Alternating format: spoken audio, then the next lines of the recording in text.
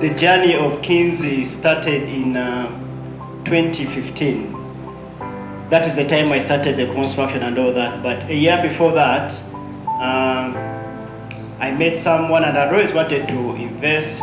The reality is, if you were to ask me in secondary school and all that, I never wanted to be a doctor because I was coming from a very big business family. So my dad, actually around Ginger, is known as Bwavu. So initially I didn't know what it means. So Bwavu is a saying that says, Obwavu mpologoma, boterwa nako ekulya. So in other words, poverty is a lion. If you do not fight, it will eat you up. So that is something I learned from my family, and it's something. So when I thought about that, I looked at medicine, how much I was earning and all that, and for you just to earn a little bit more, you actually have to work day and night. And the reality is you get to a ceiling, you cannot do much. You need to learn to get extra income, and I don't want to use the word, but to use others to make you money. That's the truth about life. So I thought initially, what do I want to do? So I had always thought about accommodation, thought about putting a resort with everything. I always wanted to set up something by the Nile. And then I had a lot of these oppositions coming in that whatever you want to do, that place it was a garden, a bush, I had to clear everything. It cost me about 10 million just to clear it. So everyone is like, you man, you're a dreamer. But there's one thing that kept me running is that I need to prove these guys wrong. So I kept going. So we started the drawings back and forth. I started the journey with my brother Kachama. We kept on arguing. He's an orthopedic surgeon, but he has very quite creative ideas. So we started like that. So initially the plan was changed about 5 times because I was not sure about the future. People tell you about this. So I was like, okay, if this fails, I had an exit plan. So initially I wanted to do just single rooms and all that. But I was like, if that fails, what is my exit plan? Can they become rentals? So that is how that idea came in, and they were fashioned like that. So when it came to that, people like, the fashions you're bringing are a bit 10 years ahead. Why do you want to do that? You're like, no, I'm determined. So then after I finished that, people came to me, they wanted to rent. So I calculated and found out that actually, looking at the market value of where the place is putting these apartments, if they were to rent my apartments, they would give me about 500,000 a month. But if I only invested a bit more and put in more things, because I'd seen it work, Airbnb and all that, I was like, if I have people occupying my houses like twice a week, they can actually give me the rent I would get in a month without having to destroy my property. So that was the business aspect that I thought about. And it's not been a smooth journey, as people may think. At one time, I actually used to completely run in losses, because the reality is, I work in Kampala, the business is in Jinja. So there's one thing that also came to me, and my dad told me that actually, if you want to run your business, you need to be involved in it. Do not be a visiting investor. Because what is going to happen is that people are going to think that actually you have enough money, you're just keeping your money there. But the reality is you're also putting it up for survival. So you need to know your business. You need to understand it in and out. Or otherwise, you'll actually think the business is not making money, but actually some people are growing rich from your business. So you need to be part of the business, you need to understand it, and you need to know plans that work and those that don't work. Do not go into a drawing. You need to learn it from where it is and know, okay, I've tried B, it has failed. Maybe I go to D. I think I'll stop you. Okay, to Dr. Agawa, side hustle. What's your side hustle? I hope there is no URL here. So you forgive Dr. Agawa, we ambushed him like less than 20 minutes ago, so he's still processing. But maybe to rephrase and make it a bit more, apart from anesthesia, what other investments have you made that have actually... I think you have to first understand my philosophy. I am more of a pragmatist. Not all of us are going to get stinking rich, that's the truth. What is achievable is that we will be financially independent. I am happy if I don't have to depend on one source of income. And I'm not living from hand to mouth. I can go on a nice holiday, and enjoy my life. I'm happy. I don't need extra money that I won't have anything to use for. So, I think there are 4 ways really to get wealthy. Most of us are going to fall in one of those categories. But what is more realistic is for us to aggressively save and invest. That's what I do. I try to live on a shoestring budget, and I save, and then invest. I am not involved in any active things like Andrew. Those are draining, and it's not what I love.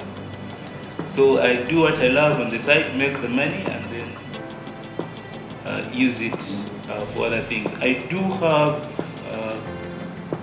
do get involved with some activities with people who will actually be active. That all I do is say, tell me what the business plan is. How do you intend to create value? I will give you the money if you can give me something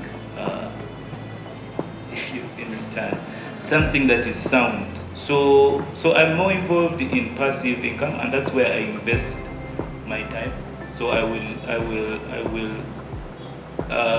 heavily research on some things, and then I will put my money in. Not everything works. That's what I have learned from my father. My father tried all sorts of things. Not everything has worked. And that's where my philosophy is. You see, the guys you see and you look up to and think have made all this money, you have no idea what they have gone through. And the money just doesn't land in their laps like that. There is a lot that goes on before you actually get there. And I don't think I'm there yet. I don't understand why I'm on this panel. You're on the panel because of your philosophy. You just lost me at the shoestring budget. You can maybe catch up later. Maybe speaking about retirement. I don't think anyone of you has gone into farming, so I think we shall skip that. When do you intend to retire from your formal employment? And how does that direct your investment plan or strategy? And what do you anticipate to earn? That's a hard question. The first part. I will put it this way, and I hope it will help many people. There's a story in the Bible, in the book of Genesis. There's a guy called Joseph. Joseph is captured as a slave, sold into slavery in Egypt, thrown in jail, comes out because he interprets a dream for the Pharaoh of Egypt.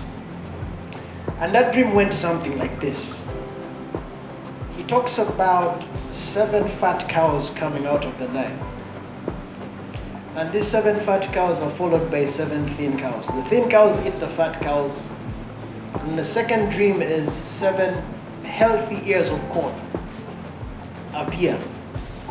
And these are followed by 7 scrawny ears of corn that come and eat the 7 fat ones, but they remain thin.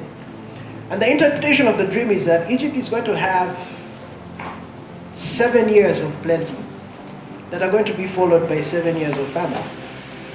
That story alone talks about everything you need to know about finance. It's in that one story. How? All of us have got 7 years of plenty. You're working now, you're able to generate income from different sources. You get up, go to work with your hands, work with your head. But there's going to come a time in your future when that is not possible anymore. If you remember, in 1995, many of our parents had government jobs. and they were secure in their government jobs. They had a government car, a government house. Then the government decides to prioritize all government businesses and retrench all those above 60. Those people were paid a pension, and the end of their 7 years had just come. And they had no plans for the 7 years coming after. Many of them got their pension, went to the villages and tried to build houses, got to ring beam level, and the money was finished. Others went and started poultry businesses, things they had never done before. They ventured into business. They had never been in business. They'd never done agriculture, but they took their pension because their 7 years had ended, and they tried to invest in things they'd never tried before and lost all their money. Within 3 years, many of them were dead from hypertension, diabetes, suicide, and all sorts of things. So what was the wisdom from this story? Joseph told the Pharaoh that in your 7 years of plenty, put aside 20% of all your harvest, and that would become handy in the 7 years that follow. The representative from the UMA circle came and stood and says that we encourage people to save 200,000. Now, 200,000 is little money for many of the people in this room. My advice to you is don't save 200,000. Save 20% of your income. 200,000 is peanuts compared to 20% of your income. It was that 20% that came and saved not just Egypt, but the entire known world at that time. And you may ask, but if I'm putting aside only 20% for the first half of my life, how is that 20% going to sustain me in the other half of my life? It would make sense if I was saving 50%, so that in the other half of my life, I am sustained by 50%. Simple mathematics. No. And he talked about investment. Both my colleagues have talked about investment. That 20% is invested. Because when you invest it, that 20% grows. This talk of retirement, there's a book written by a Jewish rabbi. It's called Thou Shalt Prosper, the 10 Commandments of Wealth. This guy called Lapin. And he says, retirement is a myth. Don't retire. And he gives a very interesting example. He says that if you're going to punch somebody in the face, do not aim for his nose. Aim for 6 inches behind his nose. So that by the time the punch reaches his face, it is still accelerating. If you aim for the nose, by the time you're reaching the nose, you're decelerating. That's what retirement does. At some point, you are going to die. If you put a mark in your life at which you say, I am going to stop being active before your date of death, by the time you reach that retirement point, you've slowed down. And the things that you'll be able to achieve are limited. So don't talk about retirement. You can talk about a change in profession or a change in outlook on life, but don't talk about retirement. Retirement slows you down. Retirement will kill you. If you look at all people who have retired, even those who think they've made a lot of money and able to retire, they become less useful to the society the moment they retire. And yet if they stayed active, they would still be valuable for more years of their life. So forget about retirement. I don't think about retirement. What I do is the money that I make now, I save and invest. If another opportunity comes my way, I will change my course. I started as a medical doctor, now I'm pastoring a church. How does that work? I don't know. I don't know what's going to happen to me 10 years from now. And the need to change course comes, I change course. Thanks. We've been joined by Dr. Stephen Tendo. He needs little introduction. First AA president. But he's not here because of being past AA president. He's here because, how do I state it? He's a serious investor. His side hustle that he keeps telling me about is farming. Dr. Tendo. Is farming easy? What a question. Now, first I apologize to everyone. I thought I would make it here in 2 hours, but I found myself making it in probably 3 and something hours for some reasons. But thank you very much for inviting me here. And what I'm going to tell you, no evidence, but it's just a personal experience. And I'll just share from, not like I'm giving you things that probably you won't know anywhere, but just something I've gone through over time. And I kind of listened to what my brother here was telling you. It's about, do you call this retirement? What do you call it? Actually, truth be told, you just know that whether you like or not, at one point in time, you're just going to change what you're doing today. By all means, forces will come in. Some of them you won't like them, you won't even know where they're coming from, but you will actually find yourself that you're going to metamorphose into something else. So it is something that you must be aware of, and it is going to happen. And when we're doing most of these things that we're doing, we should know right now, there's somebody I joke with in this room who might tell that he can even stop a heart from his computer at home. But time is going to come when that is going to be so difficult. That's the plain truth. Not because you've become dumb, but like you are even saying, how do I wake up out of this bed and go to do this? And you feel it is a completely different game as setting. And definitely it is going to happen. So it is very clever for you to think of something that you're going to do next. And one of the mistakes probably some of us have made is that we thought about that when it was a bit late. The earlier the better for you. Because right now you still have the energy, you still have the capacity to correct mistakes that have happened.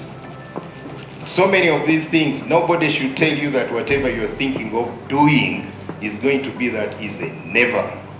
It's not going to be an easy process, and nothing is written in the books anywhere. And never read books and think that you have everything until you darten your fingers. When you darten your fingers like this, that's when you realize that, oh, you mean this one can burn. You'll get burnt, you know that that's a mistake, I don't do it again. You will go back and say, now I'm going to I take my game to this level, and you will change the tactics. So definitely there is going to be nothing that is going to be obvious. There's nothing that is going to be on a silver platter. However, there is no one shoe fitting everybody. You will find some people making a lot of money from collecting plastics on the streets. Others will look at it and they will say, that's crap. You get it? So you have to look for that particular thing that you want to do and try to start working on it right away. The question was, is farming easy? Nobody should tell you lies about that. Okay? There is nothing that is easy. However, there are so many ways of circumventing many of those problems. And you never find them in any book written. So you go in, you dive there, and you go to the deep end, and you start swimming yourself out. And there are so many ways. I'll give you an example right now. If you look at the rains, if you're a farmer, and you look at these rains, for some of you, many times, even me, I did not follow this before I became a farmer, if I may say so. I could not mind whether the rains are consistent or not. But right now, I can actually even say, why is this raining failing to start on the 15th of March? I am like, it should happen, but it doesn't happen. But there are so many other ways to find out ways of circumventing all those problems. And you can only learn those when you're in the game. Some of them are quite costly and they require time to invest. Once you are out of it, then you can easily tell that, no, this is possible. So it's not easy, but doable. The trick is start early, learn the game, learn the tricks, and learn your way out of any problems. Thank you very much. I hope you are taking notes. again, well, everyone's talking about investment. So briefly from each one of our panelists, I'll probably start with Dr. Agawa over there. What's the biggest, how much was the biggest financial loss you've ever made on a single day? And what lessons did you learn from it?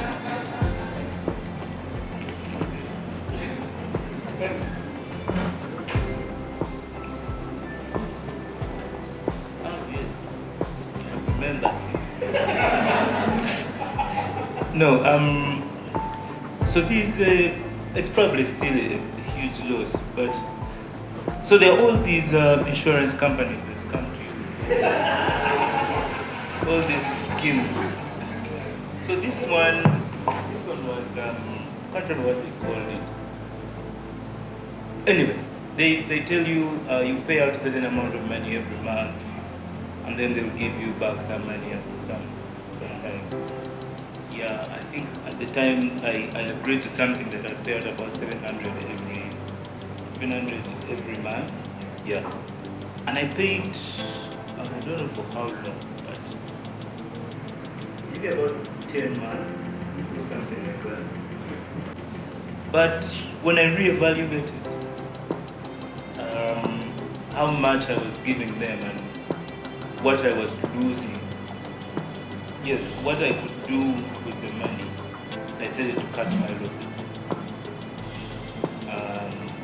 So I think for me that is probably the biggest one that I can remember. About 7 million? Yeah, about 7 million. About 7 million. Dr. Chintu.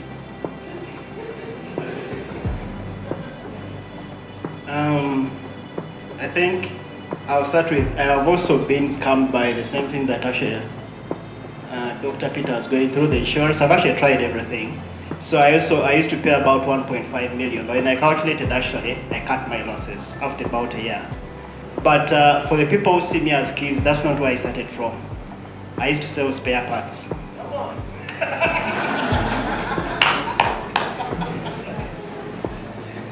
So there are things I learned from that. So I met these guys because I can fit anywhere. So I got into the business, I talked to them. These guys are sharp, by the way. So I did business with them for about 3-4 years. I was trying to study it, and they're usually very nice initially. So to cut the long story short, I lost 120 million. What lessons? Including a bank loan. So the thing is, I learned my mistakes. Then the other take-home message was, try to do something you understand, you appreciate. That was a very big lesson. And then the other thing is, talking about what people are saying, cutting your losses and knowing when to move on and starting early. If I'm sure I had made that loss at the age of 60, I think I would be dead by now. Because, yes, that's the truth. At my age, I also went into depression and all that. I used to talk to people like Dr. Tendo and all that.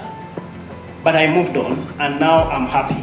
So I again started the construction and all that. It has not been a smooth path as people may think. You contract different people and all that. Some people tell you about this, and well, once in a while you make losses, but you learn something. The most important thing is you learn from your mistakes and you move on, and you make sure you do not make the same mistake again. So the thing is that by the time you get somewhere, I have now run my business better because of the mistakes I've made, and I think I've learned that. And I know when to smell a rat. Yes. Thank you.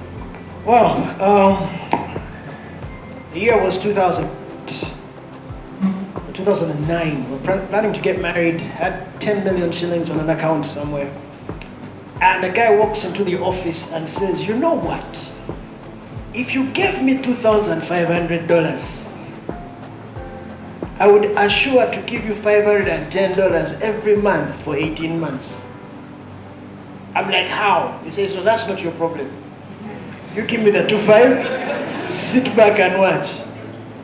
I gave him the 2.5 for 1 year. And for the 18 months, I made $510 every month. And I was like, it works. So I went and I called friends, we put together $10,000. And I gave it to the guy. That was the last I saw of the 10,000.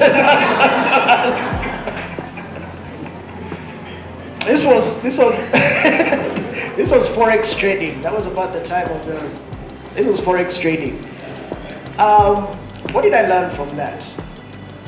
Several lessons. One, if you do not understand the business, don't invest in it. Two, you have to understand that when it comes to investment, there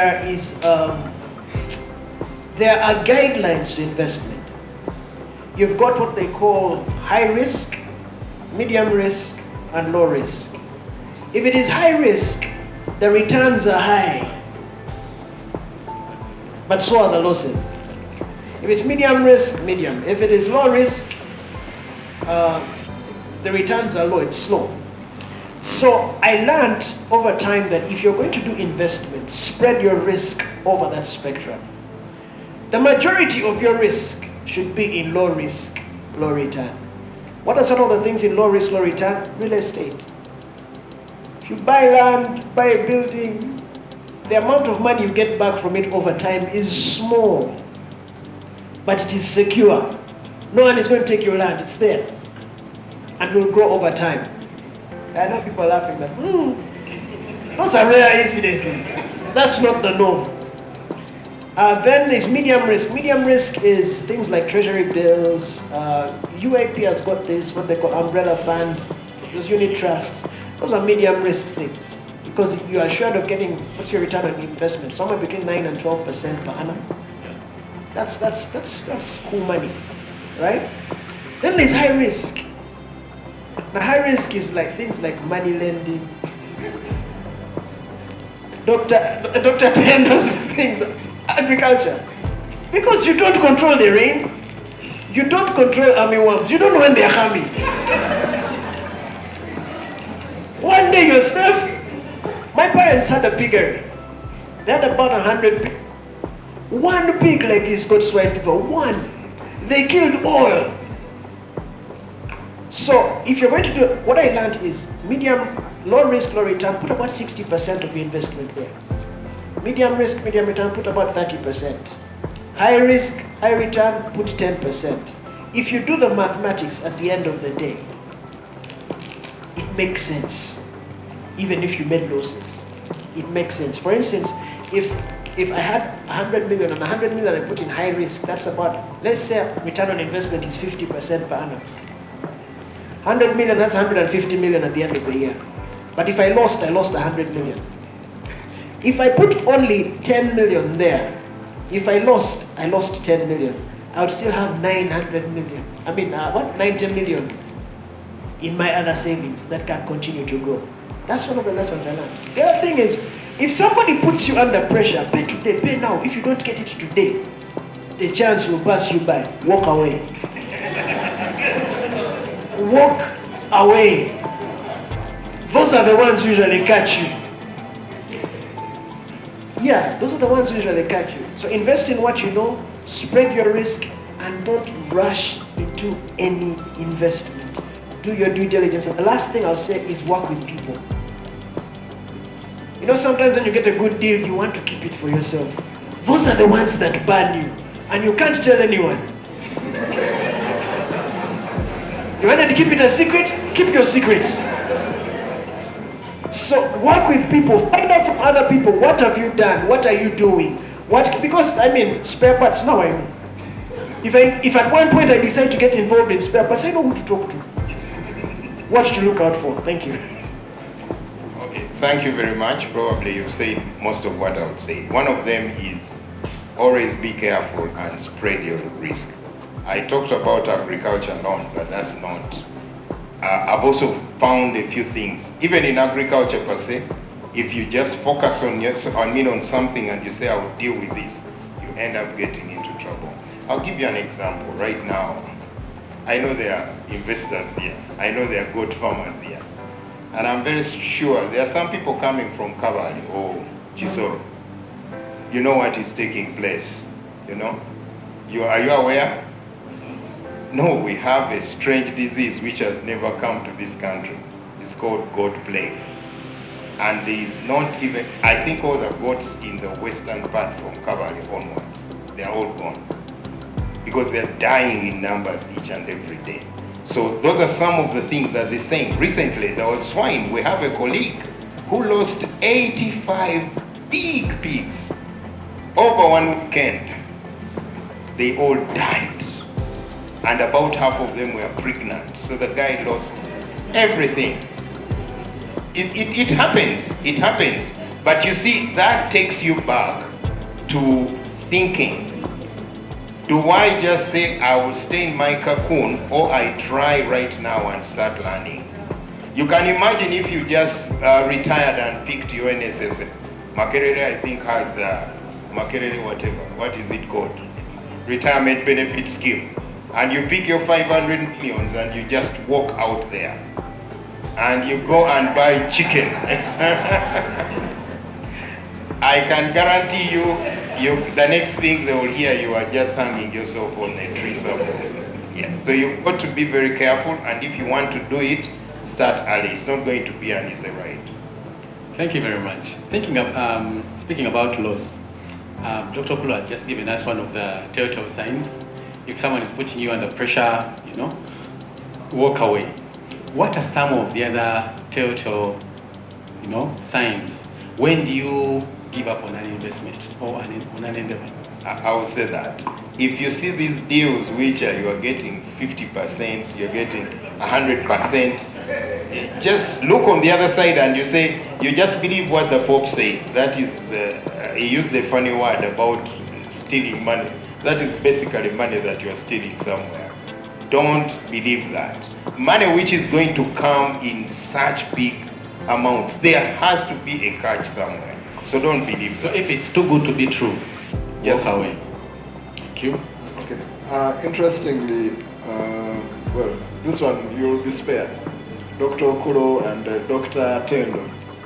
Simple question. You are saying, let's put money together. Sometimes you have a spouse with very different visions in terms of finances. How do you reconcile when your partner is looking the other side and for you are looking the other side? This man is terrible. How many have spouses in this? Nobody. Hey, wow, there are many. Okay. Yeah, that's one of the hardest things. I can guarantee you, and I can't tell you I'm a saint. Sometimes I've had to look the other side and say, no, let me do it. And funny enough, many times you get backed. So, what I have found to be the right thing, if you are selling an idea, then you better sell it and make sure people buy it. First and foremost, you're not doing this business for yourself. Because tomorrow, who knows what his calendar is? You might walk away. So somebody else must be able to take it on. It is something that is very tricky, but I encourage everyone, sell your ideas and let everybody buy in. If people don't buy in, you don't get anything. The things that I've seen that have sold out and everybody in the family buys it, they move faster than those I have said, I'll do it myself. What I feel about the $10,000 is that my wife refused. She said, I have a gut feeling this one is, let's walk, and I jumped. I said, so, let me backtrack a bit. So, one of the things we learned is work with each other's strengths. I am very happy-go-lucky. My wife is organized. She thinks through things, and by the time she says this is what we're going to do, she has thought through every angle of the thing. And she has this gift of gut feeling that she's able to tell when things are going to backfire. So she came and told me, and I'm like, if you're not willing to do the paperwork, I will do the paperwork. You give me the money and I go. So the thing is agreement. What Dr. Tendo is saying, look for agreement. If there's disagreement between the two of you, don't do it. Just don't do it. as he has said also, because many times you'll find that when you go ahead and do it, many times your fingers are burnt. And that could be a seed for many other things in the relationship, not just men. So work with your strengths. Who is more organized? Who thinks through things better? Who handles money better? Just look at your track record. If it's not you, don't insist on your thing. If you lose, but you retain the relationship. You get to fight again together at another battle. Otherwise, you might lose and lose the relationship as well. And that will be more costly to you. I think one of the things that the Indians do so well, better than us, is the financial literacy for the children starts at a quite young age. So to our panelists, apart from Agaba, what 3 rules do you teach your child in preparation for their financial independence in future? And at what age do you advise they should start?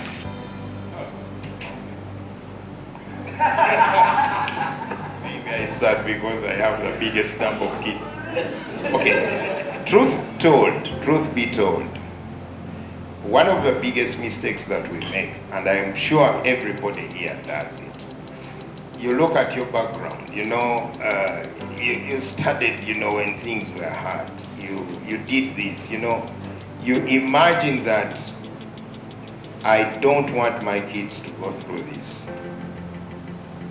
You get this feeling like, you end up even thinking they should be sleeping in, what's this funny, not cafe jammers, every day.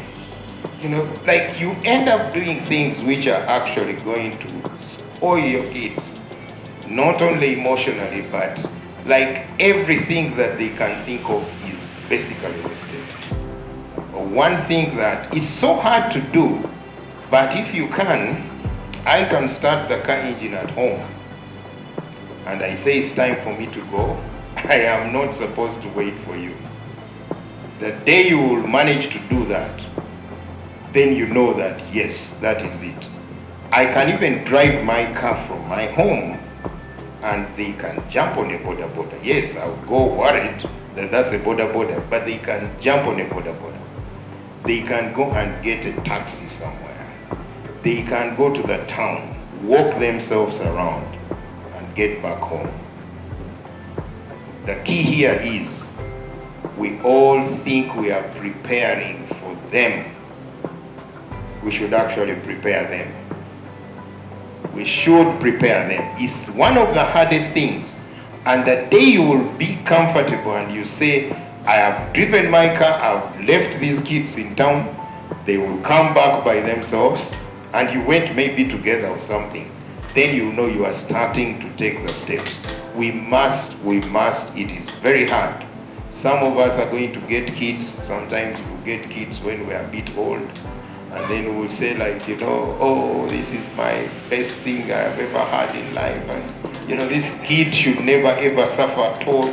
You imagine suffering is about, bringing sweets, bringing what, doing what? No. You are not giving that kid the best of life. You have survived. You can just think about it. In the current Uganda as it is, think about it. If you just moved away like this, will your child find a way of surviving? That's what should be in your head each and every day. They must learn how to do things. I mean, we found kids at campus who can't wash their, I'm not going to say it, but you know it. And that's a shame. That's a shame if a kid cannot work at home and clean a house. And this is a child who is in senior 2, senior 3, or whatever it is. It is wrong.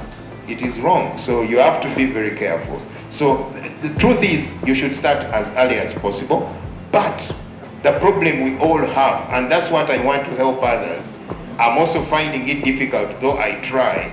You are not punishing this child. You are not. You're just simply helping him or her see what is right and what he should do. Thank you very much, Dr. Tendo. to summarize that, somebody has said this, it's a cliche, we hear it all the time. Hard times make tough men. Tough men make easy times. Easy times make weak men. And then weak men lead to hard times. And the cycle repeats itself. So, yeah, that's, I agree with you totally in what you're saying. To teach our children to appreciate the value of work. We have washing machines, we have microwaves, we've got maids, we've got clap-on switches, we've got all sorts of things. We've got DSTV paid for like 3 months in advance, so the kid wakes up in the morning and is like, Daddy, can I watch TV? Can I Netflix? Can I watch Ninja Kids? And it's like, yes, go watch Ninja Kids. And so the child grows up with a lack of appreciation for work. I have a 5-year-old daughter and an 8-year-old son, and I teach them right at home that, look, one, we eat at the table. When we've eaten at the table, you go and thank whoever made the food. You clear the table. They're still too small to reach the sink to wash the dishes, but sometimes we even make my son wash the dishes. Wash your underwear. Anyone say, wash your underwear. Who's going to do that for you? And then the other thing I have learned is keep your word as a parent. You say, I'm going to bring a sweet. And you reach the gate and you realize that you don't have the sweet. Go back. Because you expect the child to keep their word. But if you can't keep your word, what example are you showing the child? Because our children don't learn from what they hear. They learn from what they see. So if you're not keeping your word with your kids, don't expect them to keep their word. Last night I had an incident. My daughter, is a very cantankerous person. She was picking on her brother, and I could hit my wife was saying that she was hitting him. And he ignored her. And because he ignored her, she began to cry. And I'd spoken to them, I think 2 days before, and I said that next time I hear of anyone hitting another, the person who hits gets a spanking. If both of you hit, you both get a spanking. Now I got home about midnight, and that's when this thing happened. So I called into the sitting room, and I was trying to delay the spanking. I was like, look, it's midnight. There are neighbors, what? Police? Look, I want to sleep. But then I had to remember, I have to keep my word. So my daughter at 12:15 a.m. got a spanking. To teach her that what I said I would do, I will do. So when you tell me you're going to do something, I expect you to do what you said you do. The other thing I started doing with them is just introducing them to money. I give them an allowance every week, and I tell them, some of that money you've got now, put that one aside, don't touch. Some of that money is for saving. If you want to buy snack, use your money. Don't use mine. If you use mine, you have to pay back with interest. Thank you.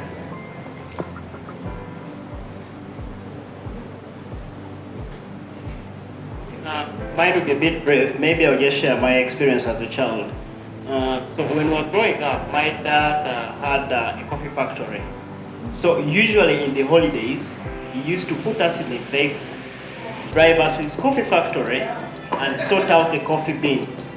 Not because he don't afford to feed us or anything, but he told us for you to get pocket money or anything, you need to work for it.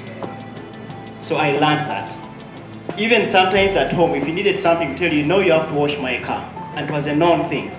So for you to get anything, I grew up knowing you need to work for it. So it's one thing that I actually learned. And then, so goes back to the thing, just like everyone else has been saying, we need to teach our kids from childhood. About what age you start, I'm not sure, but at least I know if I need my daughter to do something, I tell her, if you need something, you have to do X, Y, Z. Like for example, my daughter needs new shoes, but I told her for you to get new shoes, you need to do X. But this is a 4-year-old actually. And she knows it, and she'll do it and tell you, Daddy, I'm waiting for my shoes. You get it? Thank you. Interesting. Dr. Chintu's book on my investment journey is coming. So before we go to the audience for questions, I'll just ask Dr. Agaba and Dr. Tendo. There is this thing we call life, family, work balance. How does it work with side hustle?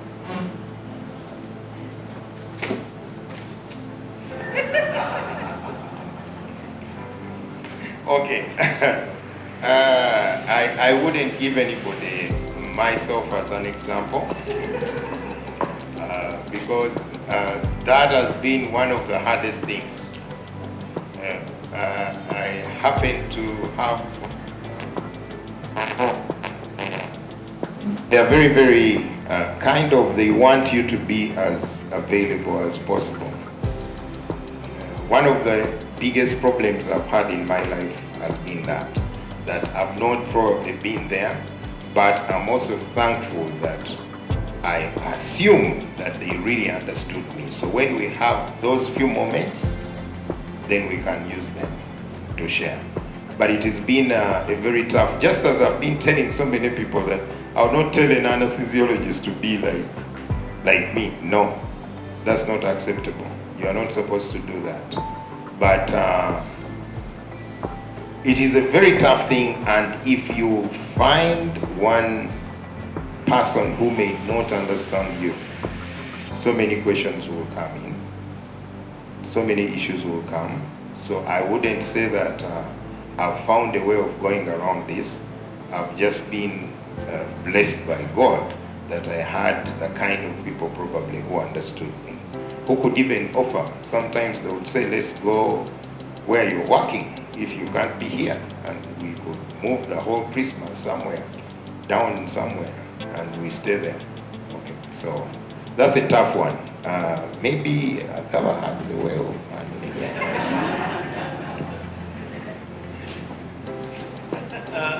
Well, I'm probably fortunate in that area. It's just me in my house. We are perfectly fine with my schedules. No one is complaining. You can't hear. Sorry, I was saying that I am more fortunate than Dr. Tendo.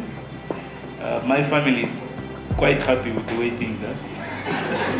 No one is complaining. We are left with very little time. I would like to take 3 questions from the audience. Please direct the question to an individual. Thank you, Dr. Chiwanuka. Thank you, all the panelists. My question goes to Dr. Emma Okulo. You talked about a mindset shift, which for me, I think is a very, not mindset shift, but a shift in course, which for me, I think is very real. Like, it's something that happens. But we are also surrounded by people whose opinions matter to us, professionally and otherwise. And, you know, when you're taking on a new course, sometimes you want to ask for opinions of people that matter. Sometimes everyone is saying no, and yet in your heart of hearts, you know, this is the course and this is where it's going to work.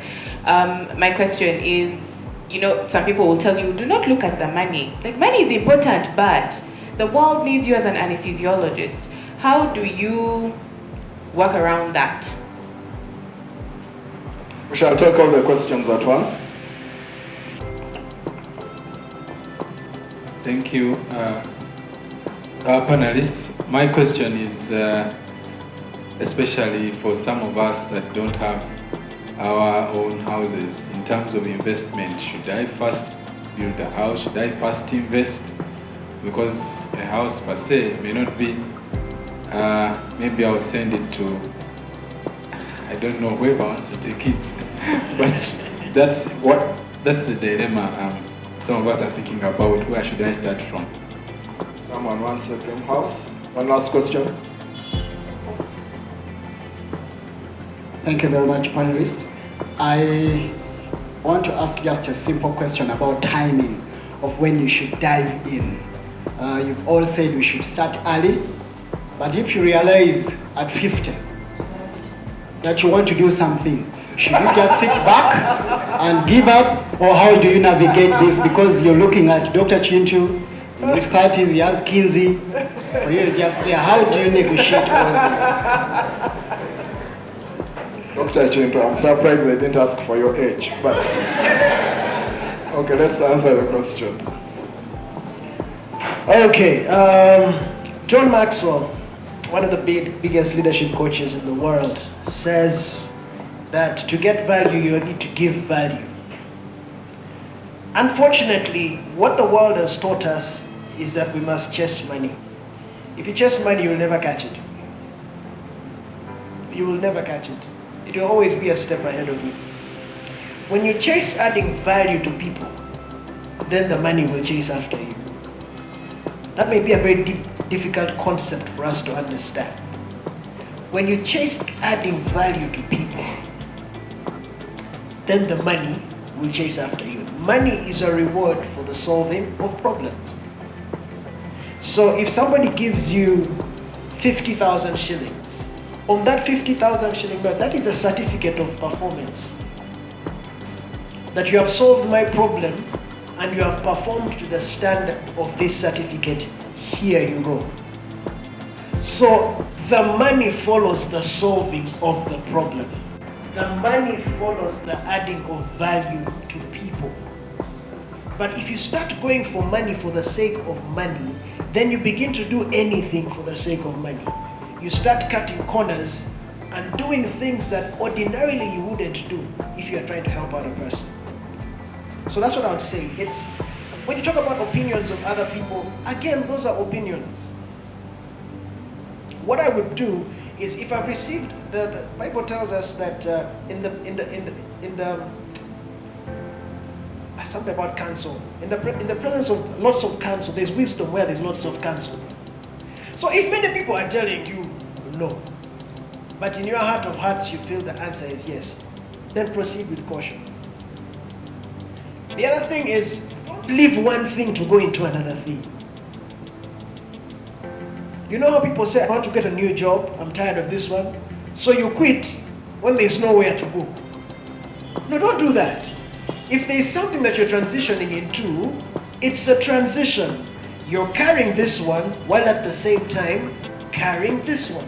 And that's where working with people becomes very important, because you realize that many times you're not able to be in two places at the same time. It also works back into balance of life. If you're at work, be at work. If you're at home, be at home. Be able to say to that money, that client, I can't come, I'm with my son, I'm with my daughters. Because now you're adding value in a different place. And that value will come back to you. So do a transition. Don't take sudden leaps. Don't leave this to pick up that. Move gradually into the next phase of your life. That's what I'd advise. I will probably take on your question. When do you say I should build my heart or not? Unfortunately, in this country, houses are not a business. If you look at the other countries, if you look at most of them, you actually build a house from a mortgage. It's like a real business, if I may say so. You pay it over time and you sell it off and move on to another better location. But the problem we have here, you build not even a mortgage. You know, the graveyard is next door, so it's basically your, I don't know what we call it, like your resting place, your home, your everything, if I may say so, which is a little bit tricky. If you think about it financially, that is dangerous. A house takes a lot of money. The house you dream to build will take a lot of money. So what I would advise personally, start with something small, which, you know, if for example you have a house, you have a plan and everything, and you even have a servant's quarters, you can start with the servant's quarters. Finish them, stay there, and try to do other things which can bring in money. And then you can build your dream home. Because houses in this in this country, they are not a business. And it is a lot of capital involvement. If you ask anybody in this room who has put up a house, you know, it can drain you. I'll give you an example. The example is mine, don't laugh. And it is funny, but it would probably be something to relate to. Here you are, yes, it is true, I had 5 daughters. And here you build a house and basically every daughter has a bedroom. Forget that actually in the next probably few years, somebody is going to come and say, I'm taking this girl out. So you will stay with this huge monster which has eaten up a lot of money. So I stay in a house which is not yet complete because of that reason. I had this ambition until the day I roofed the house. That's when I woke up. I looked at the mountain because all the other things I was doing them in phases. I wasn't feeling it. I started making my bricks almost for 6 years. So when I started putting it up, it took 3 months. This is doable. I forgot one thing. But when I roofed, that's when I said, actually I had to take a loan to roof the house. It was a lot of money. Then I said, I would have been more careful if somebody told me. Again, someone asked, if someone reaches the age of 50 and has not done anything, is that the end, or is there a solution? There's a Bible verse that says, a live dog is better than a dead lion. So even if you are 50, I mean, Canon Sanders at 57 comes up with the recipe for KFC. As long as you are alive, start to do something. But now, because you don't have a lot of time, right? Definitely it's going to be harder. And you're going to need excessive wisdom, lots of consultation. Because at 50, if you get it wrong, the chances of recovery are very small. And the price you will pay for that is very high. But even at 50, start. I go back to the thing of savings. Look, if you're not saving money, start today. Don't let that lady walk out of here and you haven't registered to start saving money. It's the first step. You know, I want to give a quick illustration here, and I hope it drives the point home. All of us here are employed, or are hoping to be employed, by the works of people like William Wilberforce and former President of the United States, Abraham Lincoln. Slave trade was abolished. Now what happened in slave trade is that a human being was bought by another human being to work on a farm. The one who bought was responsible for providing food, shelter, clothing, healthcare, entertainment, transportation for the one who was bought. Why? So that you are able to go and work. Because if you have no house to stay in, the elements will come upon you, you will fall sick, you will not be able to work. The one who bought will lose his investment. So it was the responsibility of the slave owner to provide everything that the slave needed to enable them to work. Now thank God for Abraham Lincoln, God rest his soul, William Wilberforce. Slave trade was abolished. But I want you to look at your life today. If you are employed, the house you live in is paid for. I know you think that you're the one who pays for it. You're not. Your employer is the one that pays for the house you live in. The only role you play in that transaction is you're a courier. And you're not even paid for that. That $350 you pay for rent, it was given to you by your employer to take to the guy from whom you are renting. The money you pay for transport belongs to you, Toda. It came from your employer through your hands to you, Toda, or to Shell, or to Total, whatever you want to think about. The food that you eat in your house it's from your employer to the farmer or the market vendor. Your deodorant, Netflix account, Your employer has to ensure that you're entertained. Because if you're not entertained, you will get bored and you'll not be efficient at work. For all intents and purposes, you're a slave. Then the problem here is that you're the one who took yourself. The only money that is yours is that 20% that you take off immediately you receive your salary like this. But they don't save after. Some of us think that savings is equal to income minus expenses. That's a lie. Because as you have discovered over time, the expenses are always higher than the income. So there will never be anything to save. So income minus savings is equal to expenditure. What is left after savings is what you spend.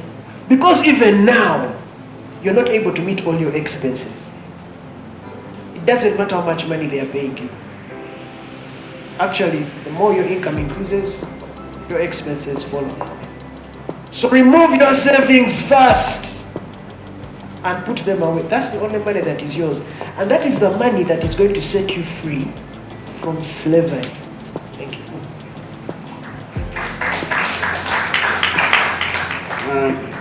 So I think I have the same opinion about housing, the same thing. So I just remember a few words that I was told by my father.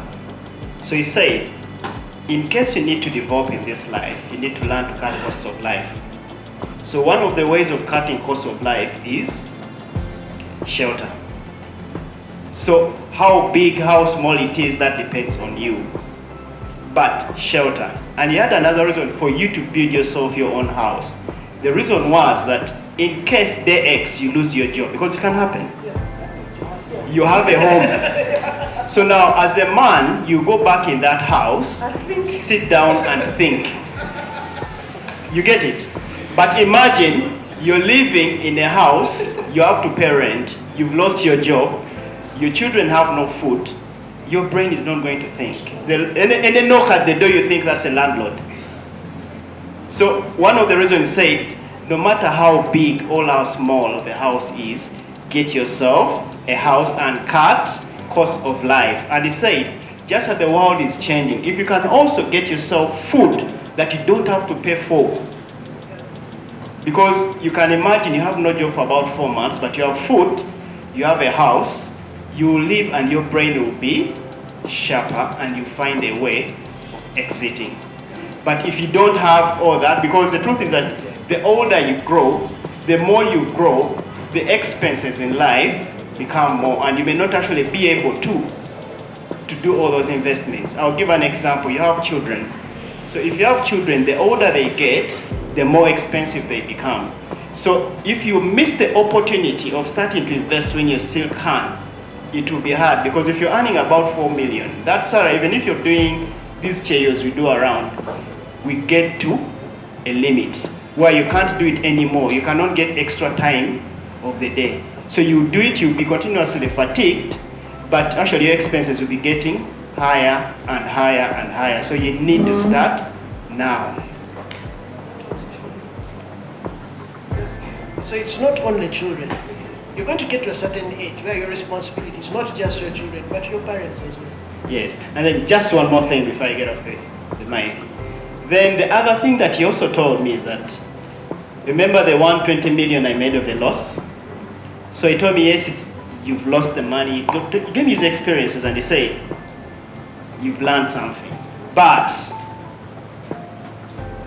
the other thing he told me, so as depressed, and is like, if you fear losses, stick to your job, wait for your salary, but be prepared to remain poor for the rest of your life and a slave. And I remember those words. Thank you. Well, no more questions. I think we need to, give a round of applause to our panelists.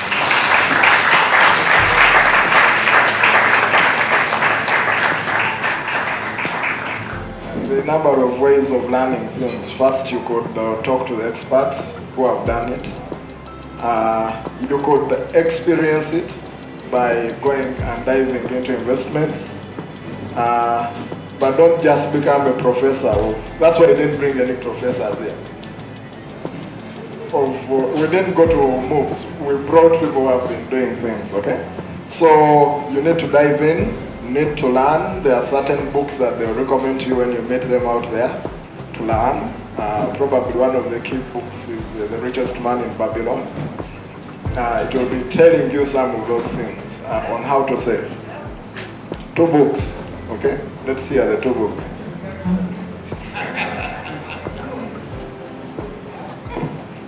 So I have a friend who is a very brilliant man, and he decided to put his thoughts into a book. One of them is here. It's called Straightforward Financial Growth. This book has been an award winner in this country for the last 3 years. It's about personal finance. This book, it will tell you everything you need to know about personal finance. How to get it, how to keep it, how to grow it, and even how to give it. This one is for personal finance. Then there's this one, which has got a very interesting title. It's called Essential Practices for Healthy Church Finances. This book has been read by more businessmen than pastors. I kid you not. Because the same principles that he talks about here about church finances are the same principles that business people are using to build their businesses. I think there's 7 key steps in here that will help you as a business person to grow your finances. They're available in a restock. You can see me and see how I can get you copies if you want to buy some. It's available on Amazon. At least this one is available on Amazon. I'm not sure about this one. So he wants it delivered from the US.